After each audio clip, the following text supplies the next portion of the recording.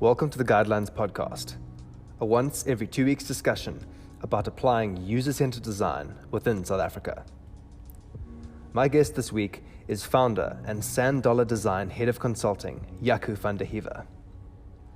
With a background in business and having led and grown UX teams in telecommunications, banking, and now in his own company, Jaco has a firm grounding in the practical benefits and application of UX. We met up at his home in Pretoria and broke down the fundamentals of UX, Jaco's vision for healthcare in South Africa, as well as advice on how to advocate for user-centered design in companies that have yet to see its value. Enjoy.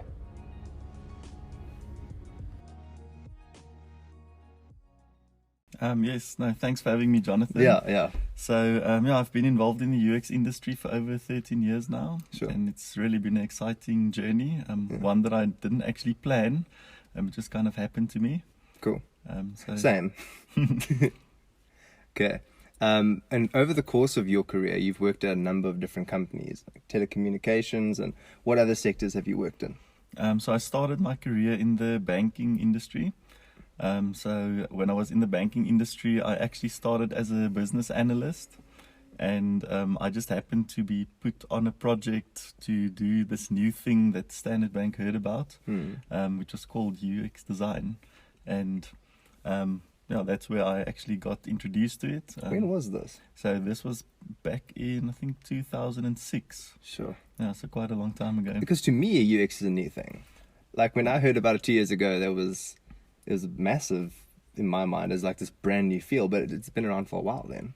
It's been, I think internationally, it's been around for about 20 years. Sure. That it was like a well-known concept and that people actually started buying into it on a large scale. But in South Africa, I would say mainstream, it's only been around for about 10 years. Standard Bank was one of the first organizations that learned about it by actually seeing it in international conferences and things like that. So they decided very early on to invest on quite a large scale into it. So to start off, they brought in international consultants to come and help build some of the UX capability in the organization. And then they started growing people inside the company, either by taking people like myself who were like BAs, and they moved them into UX roles. And they started specifically hiring people that were now coming through in the field of UX design later on. Sure. And now they've grown to a team where they've actually got like almost 100 designers working within the organization. Sure, that's massive. The interesting thing about UX is I think it's often in tech you can find buzzwords. And for me, I go back and forth between this understanding of UX and also then feeling quite confused and seeing how broad it is. What do you understand UX as being?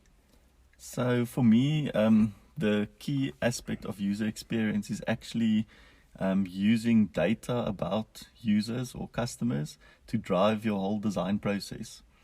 So the whole design process for me actually should start where you go and obtain as much insights and data about the people that are going to use the systems or the proposed solutions.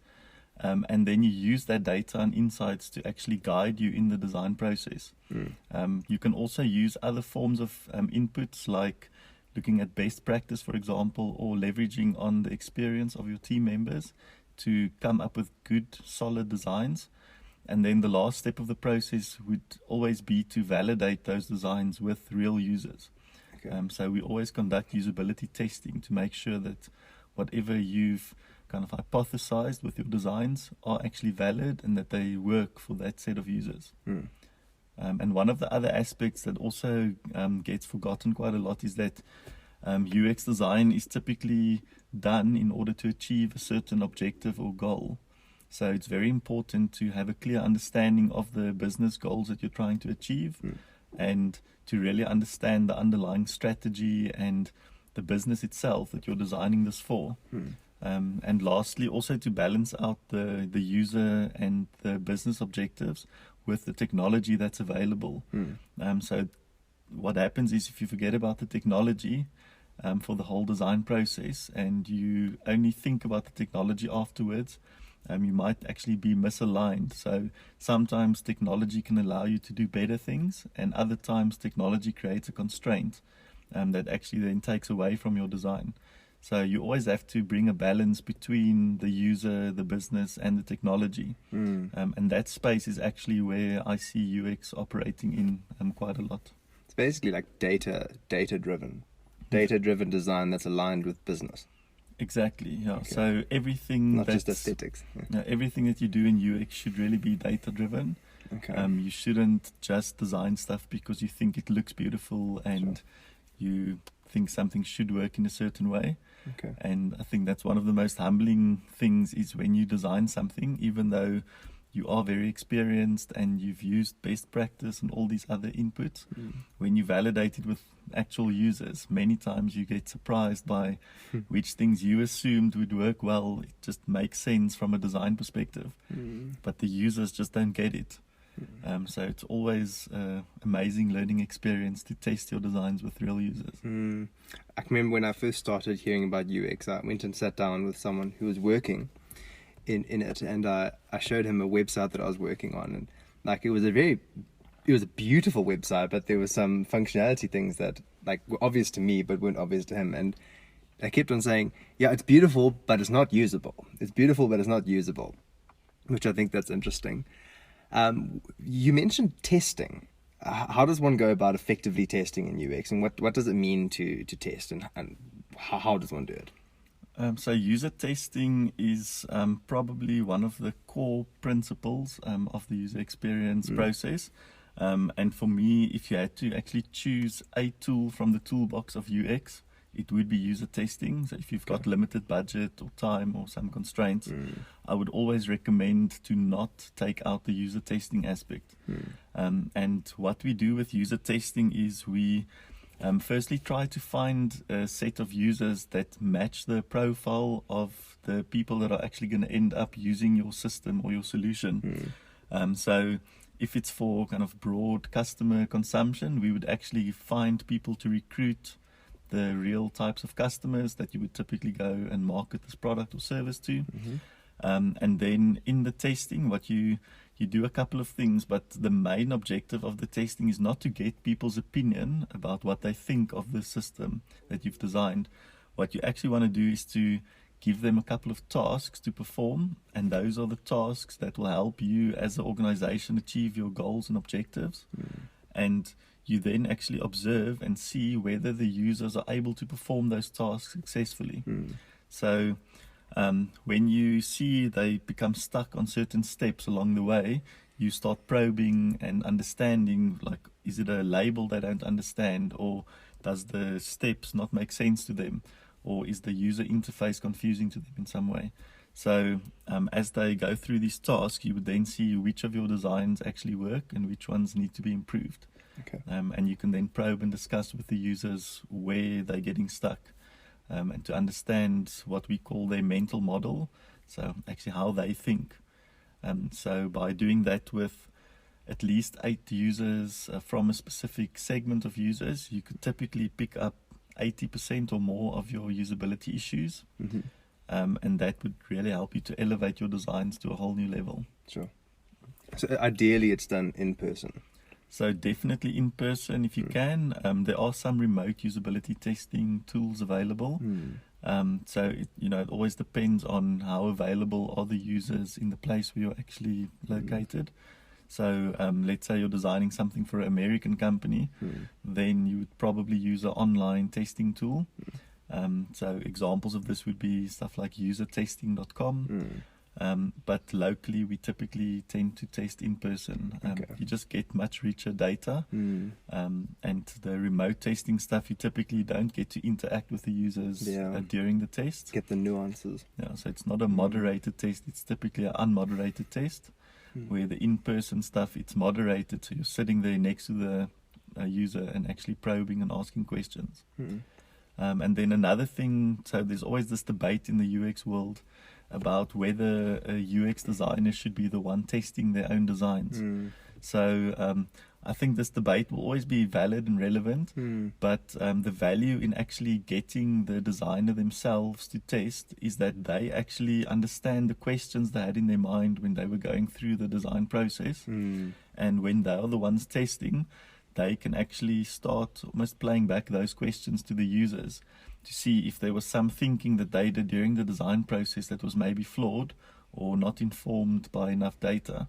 So just because they've got so much context about the designs, they get much better insights by actually facilitating the testing themselves. Sure. And then they can directly go from testing to working on it again and iterating right away. Exactly. Okay. Yeah. So I think the opposite principle would be don't kind of mark your own homework. So because what some people might try and do is to almost while they're facilitating the testing, to sway the users by asking questions in a certain leading way and getting them to the right answers instead of really testing the design, making sure the design is working properly. Okay. So I think this is where kind of ethics of design come in. And you need to be mature enough to actually say, yes, I've designed this thing and there might be flaws. So let's try our best to identify the flaws and get the product to its best state, instead of designing something to say that I'm the best designer in the world and there will not be any flaws with my design. And let me prove this by facilitating a good test. Sure. What's interesting is I had a chance to play with eye tracking software last year, which is a form of user testing where basically you can track the user's eye movements and you can see that where they're actually looking at on the product. Have you used that much? Has there been something that's been valuable, or was it more of a buzz thing? So eye tracking isn't that widely used, especially in the South African context. So I would say there's mainly two reasons for that. So the one is just pure time and cost. And the second thing is that a lot of eye tracking insights are actually established around well-known patterns. So mostly in design, that people will probably be on a desktop follow kind of a F pattern. And there's certain types of imagery and colors and things that will draw the eye's attention. So when you know those design principles, you can already embed them in your designs without necessarily needing the eye tracking. I think eye tracking is probably something that you will do at an advanced level when you've done a lot of design iterations, a lot of user testing, and you're looking for that extra 1% improvement. Sure, that's interesting. So that's probably where eye tracking will be useful. But so more advanced testing as you go on. Okay. Definitely, yeah. So I think especially from a cost versus benefits perspective, most of our clients typically benefit more from getting the basics right. Sure. Okay. And we typically end up doing most of our work there. It's not that often where you find people aiming to fine-tune the 1% improvements. Okay, that's fascinating. So over the past couple of years, as we mentioned, you've worked across a number of industries, and recently you've opened up your own company. Tell us about Sandala Design, why you started the company, what the vision is for the company, all that jazz. Yes, so I kind of stopped previously when I was at Standard Bank, when I started my career in UX there. So towards the end of my 6-year journey at Standard Bank, I started studying for an MBA. And during my MBA, I got the opportunity to go into the consulting world for a company called BSG. And BSG is a company that does kind of IT strategy consulting. And when I joined them, I immediately recognized that they also needed to beef up their skill set around user experience. So I helped them to establish a user experience team and to make it a core part of kind of their company's DNA. So I was really fortunate there that they bought into user experience on a big level, and I was literally able to teach everyone in the organization, from their CEO down to the most junior BA, on what it means to be truly user-centric. And after spending 2 years there, I got the opportunity to go to Vodacom and to head up their UX team. So they just started up a brand new digital team, headed up by a very senior executive from Vodafone in the UK. Sure. And he basically asked me to come and join and start up the UX team. And I spent about 4 years at Vodacom. I managed the UX team. I built them up from quite a small team to quite a large team. And we did some amazing work over the years that I was there. We built some award-winning apps. We redesigned their website a couple of times. and we really started embedding user centricity into the company's whole way of operating. And after 4 years there, I just felt that it was time for me to maybe look at some other options. And I've always had this ambition of starting my own company.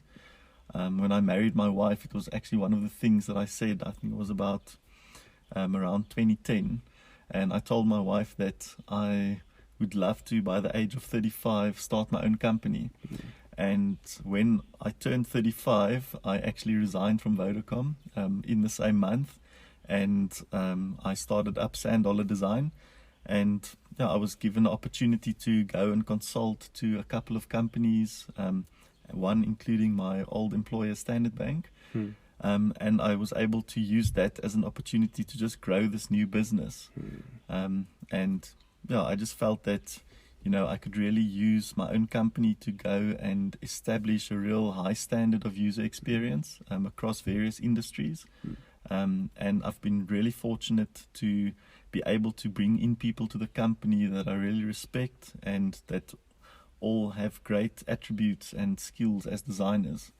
So our company is about 2 years old now, and we've been working across a couple of industries, so banking, insurance, telecommunications, as well as healthcare, which is actually one of our big areas that we've got a passion in. On the website, it's very clear that health is an important thing that you want to focus on. We've had fascinating conversations in the past about your thoughts on the public health sector in South Africa. I mean, it's something that everyone's had interaction with, and when I think UX, I generally think of digital products. But I mean, public healthcare, you don't think that right away. Why are you interested in public healthcare, and why do you think you can do something of significance there? And how does Sand Dollar tie in with that? So one of Sand Dollar's visions, or our big dreams, is to really impact the healthcare landscape of South Africa and the world beyond that. So we really believe that there's a lot of opportunities to improve healthcare and access to health for the majority of our country's public, and that there's a lot of gaps currently in the systems that's able to be improved. So if you look at it from a patient perspective, there's really a lot of scope there for improvement. If you look at service delivery, currently at clinics and hospitals, the queues are like days long. People have to, take a day off from work if they just want to go and get their monthly medication. If they actually have a critical illness, they're very lucky if they can get helped in time for it not to turn into something serious. So there's just really a lot of need in that area. And we feel, as a company, that we've got the correct skill sets to go in and make a difference in healthcare. So for both public and private healthcare, we believe there's a lot of opportunities to still improve. And for us, one of the key things is that we have the skill sets of both people in design as well as people that's actually working in the field of medicine. And we bring those two skill sets together to be able to bring what we call healthcare experience design to our clients. And that's really just a combination of medical professionals and UX designers working together, not just to build computer systems or apps, but actually to redesign the whole service delivery aspect. That's fascinating. So we've branched out more into service design in the healthcare space, because you can't just come in and bring in a system if the problems are so much bigger than just that. Okay, sure.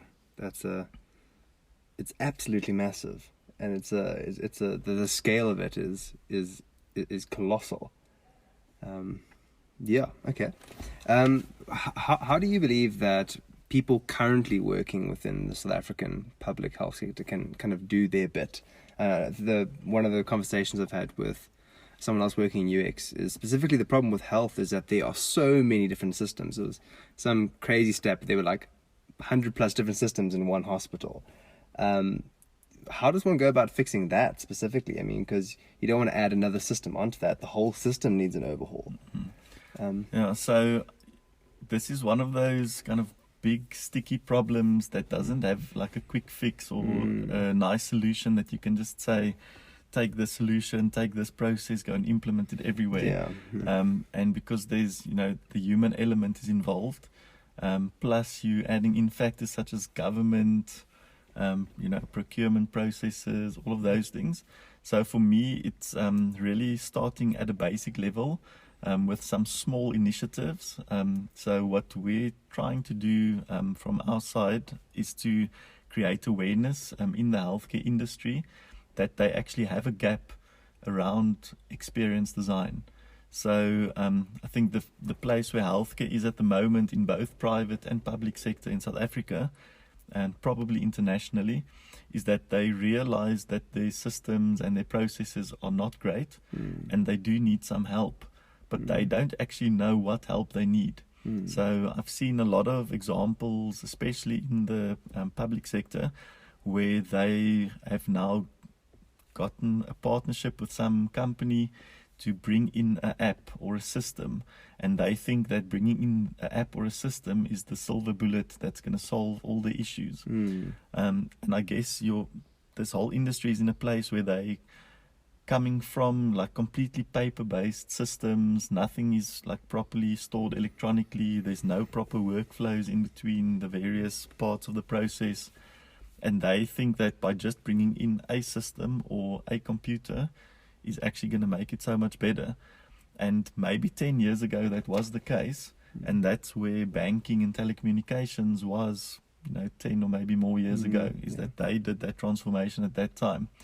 But in these days, you actually have the option to not just bring in a system or a computer to solve your problems. You can actually redesign that whole process from a user-centered perspective and make sure that when you do bring in a system or an app, that it's tailor-made to the needs of those users. And that for me is the big gap that needs to be addressed. So for us, it's really starting on a small scale, proving the value of UX to these healthcare stakeholders.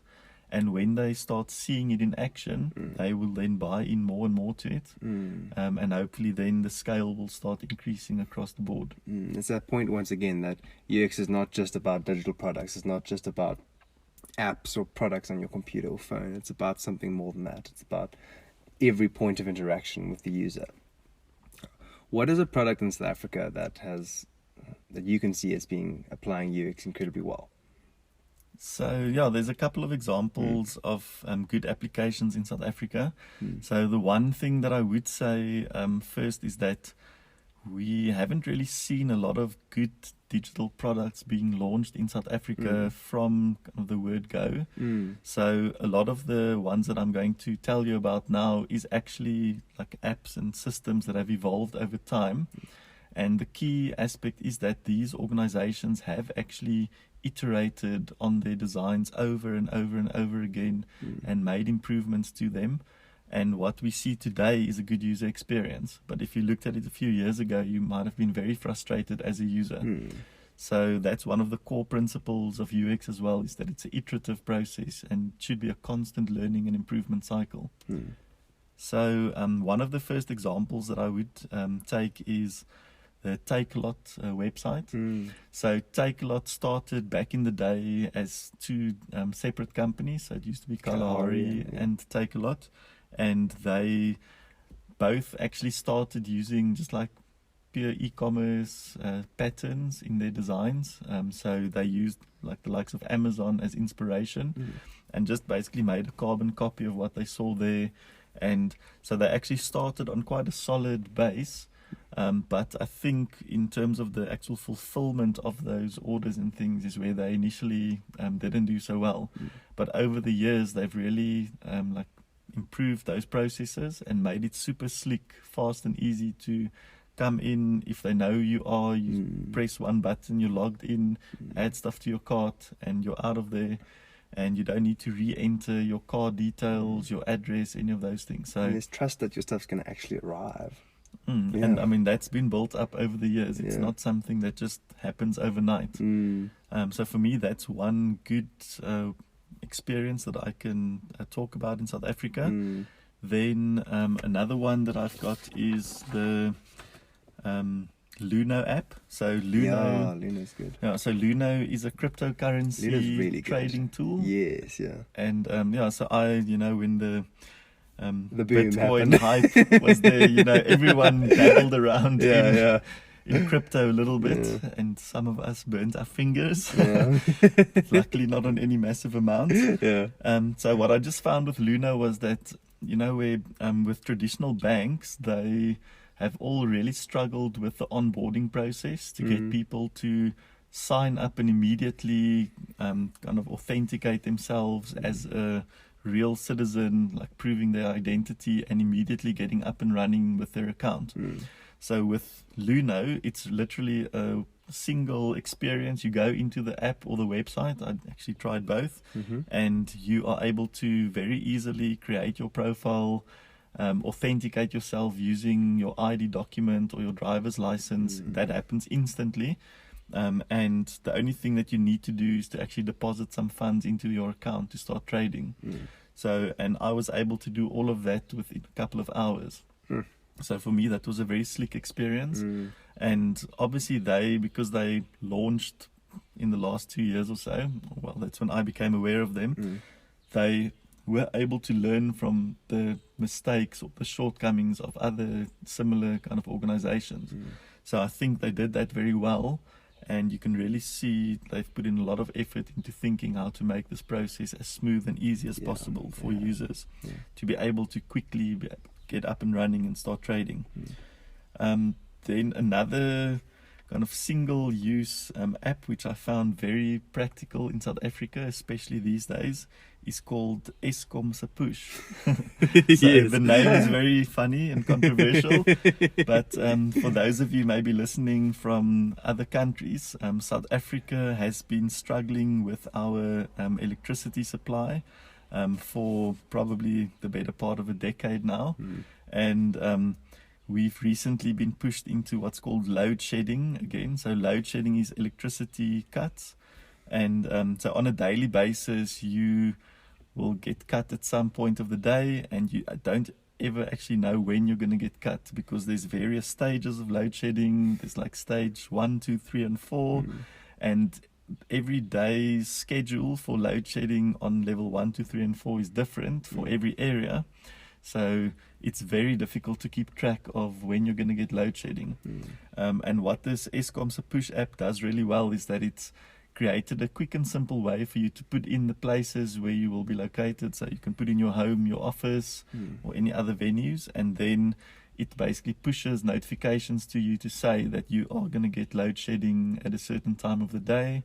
You can see forecasts, and despite this app not really looking fantastic, so the user interface isn't beautiful, but it's so practical and useful at the moment that I had to mention this as one of my good examples of UX. It is really good. Yo, that's amazing. And I think in the last few weeks, everyone has started using it. I think It's funny, you go to the App Store, it's like #1 free app that's been downloaded. The whole of South Africa. And then the last example that I wanted to talk about is the Discovery app. So Discovery in general.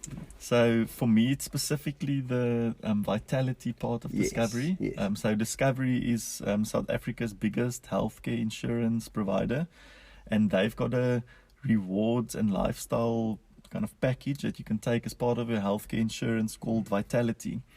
And Vitality is a way that they get their members to actually become more healthy. So it drives healthy behavior. And this is another example where a few years ago, this app, the user interfaces weren't great. It was very unstable and slow when loading up. But they've really improved it over the years, made it much more slicker, made it much more easy to use. And what they really have done well is to create this ecosystem effect.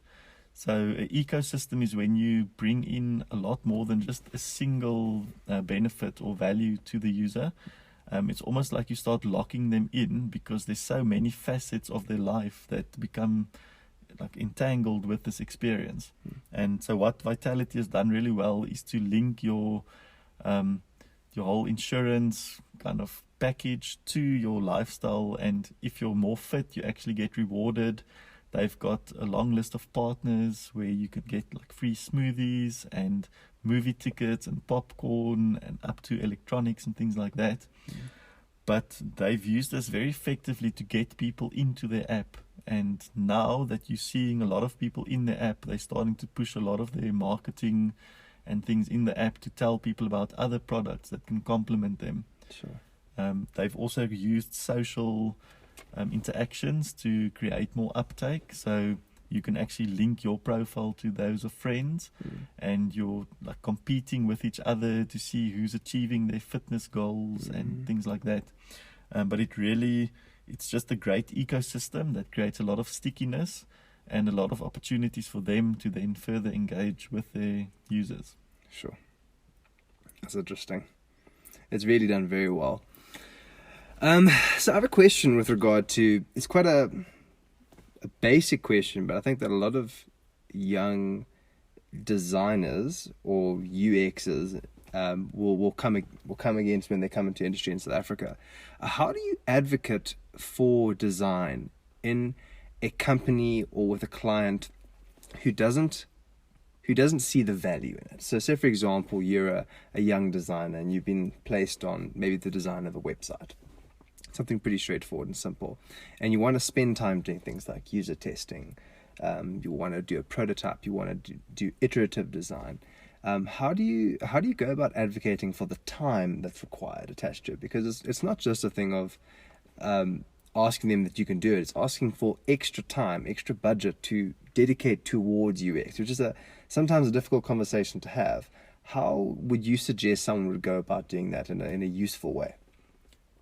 So the underlying problem typically is that there's a lack of awareness from people that make these decisions around the value that UX actually brings to the table. So it's very important to win over those stakeholders or the people that make these decisions. And, whether it's a single kind of UX department of one person doing that convincing, or whether it's a company like Sand Design coming in and having to convince stakeholders, I would recommend quite a similar process. And that is, when you typically start off, you would get a brief or a request to come and just quickly do some screens. We've already kind of built this whole system and we just need someone to quickly design the screens for us. And what I would recommend is to see within the limited kind of scope or time that you have is what are the small aspects of UX design that you can bring in to start showing the value of UX to those stakeholders. So a couple of easy examples would be, for example, just having some workshops up front to find out who the target users are of this product or service that you're designing. And a very practical tool to then play back those findings to the stakeholders is to create user personas. So I've seen user personas being a very useful tool, not necessarily so much in the design process, although it does help us to get some insights about the users, but more to play back to the stakeholders what the data is that you actually found about the users and whether they've actually thought through who the different types of users are that's going to be using the product and service. And then they can start questioning themselves whether what they've already decided on in terms of design is actually going to serve these users to the best of its ability. So that's one aspect that I would definitely say is try to engage your stakeholders in uncovering who the users are, what insights they've got, and whether the decisions they've made up to that point is actually user-centered. And then the second thing to do is bring in some form of usability testing. So usability testing can actually be done in a guerrilla style. So even if you just take an afternoon and you go and speak to 5 people, you can still get a lot of good insights. You can like go to a coffee shop, offer some free coffees to people and just spend 15-20 minutes with each of them testing whatever designs you've got and getting those insights. So that's what we call guerrilla style user testing. Cool. And the one last aspect is bringing in prototyping. So what you also typically get in organizations with low awareness of user-centered design is if you prototype stuff, you're actually playing back their own requirements to them. And by doing that, many times you can illustrate to them that the ideas and stuff they put on the table isn't actually that great, or it doesn't always make sense. And especially when you start bringing in your personas and a bit of your user testing as data to support it, you can then start a conversation about, shouldn't we invest a bit more time into the user experience of this? Sure. That's valuable. Jaco, thank you so much for joining us on the show today. If people wanted to find out more about Sand Design or get in touch with you, what would be the easiest way that they could do that? So we've got a website. It's called sanddollardesign.co.za. Okay. And you can also find us on LinkedIn. Okay. And you can also find my profile on LinkedIn as well. Okay. So cool. I'm sure you can send those links. I'll put them in the show part notes. of the podcast. Okay, cool. Jaco, thank you so much. I really enjoyed this. And we'll have you on the show again. Cool. Thank you very much, Jonathan. It's been great chatting to you.